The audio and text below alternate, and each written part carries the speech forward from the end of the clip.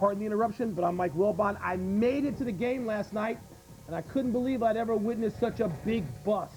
I'm Tony Kornheiser, and I assume you're talking about Aretha with that line. I was talking about the Lakers. Really? But, toss-up. Which had the bigger bust? You ever see a funny thing happen on the way to the forum where the woman says, "Carry my bust with pride"? Statue, boys and girls, a statue. Here. Welcome to PTI, boys and girls. In today's episode, we will yap about a great night for Larry Brown, the future of the Lakers, and a mail-it-in performance by the Queen of Soul.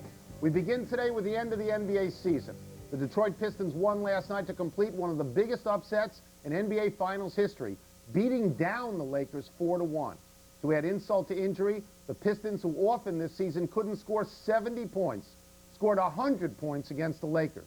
Wilbon, you were there last night, and surely you have to be surprised at how easily the Pistons brushed aside the vaunted Lakers. What was that line by Jack Buck when he witnessed that home run Kirk Gibson hit? I can't believe what I just saw. Yeah.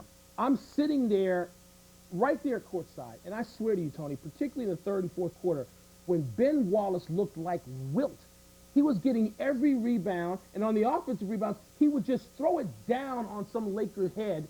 And I was literally stunned and dumbfounded at the dominance the Pistons exhibited Throughout against the the course of this series, we saw progressively the Lakers lose their desire.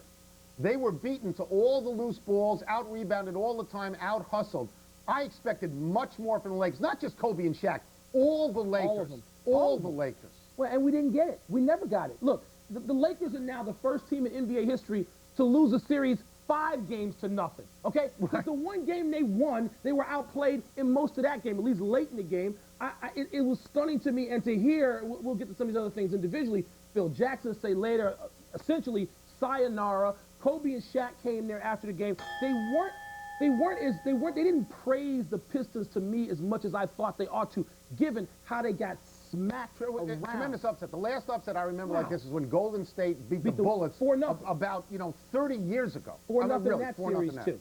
Last night's victory didn't make Larry Brown a great coach.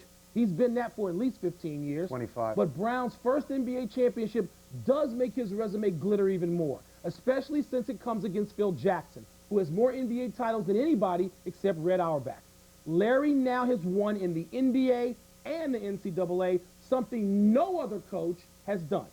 So what's more impressive, Tony, winning 9 NBA championships in 10 tries as Phil has done, or doing the NCAA NBA double? I don't know that I can pick one over the other, because 9 championships in 10 tries is tremendous. Only Red Auerbach has a comparable record. Most people don't win the NCAAs and the NBAs because most people stay put.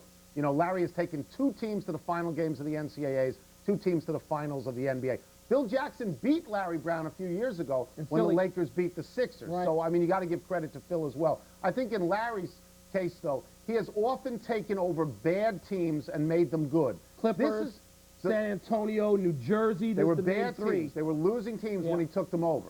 This is the first time he took over a good team and made them great. So if you're a fan of Larry Brown's, you want to say to yourself, hey, why haven't you done this more often? You might have had more NBA titles. We know that Larry, and you've said this a million times, Larry has loved to build. Yeah. Phil has come in and taken teams that were underachievers, or at least just not reached. On the verge. They were on the verge of being championship Maybe on teams. the verge. I mean, I know the Lakers have been swept out of the playoffs 2 times in 3 years before Phil Jackson arrived, but he finishes the job. No, he does. I don't know that I can separate them. And I think the hardest thing to do is to win with talent when you're expected to win, which he has done before this. But this year, he had talent and did not win. Wilbon, the people in Detroit have been screaming for a couple of weeks that nobody's paying attention to the Pistons.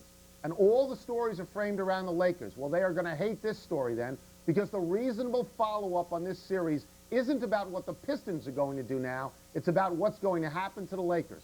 Wilbon, will they lose Phil Jackson? Yes. Will they lose Kobe Bryant? Will they lose Karl Malone and Gary Payton? At least one. And will Shaq ask out? I don't think Shaq will ask out immediately. But let's go back to the first one. Phil Jackson, after the game, says he thinks there is, quote, very little chance he will be back as coach next year. And I think he meant not just with the Lakers, but anybody. I mean, can't you see Phil just sort of going to Montana or Idaho, wherever he does, at least for a year?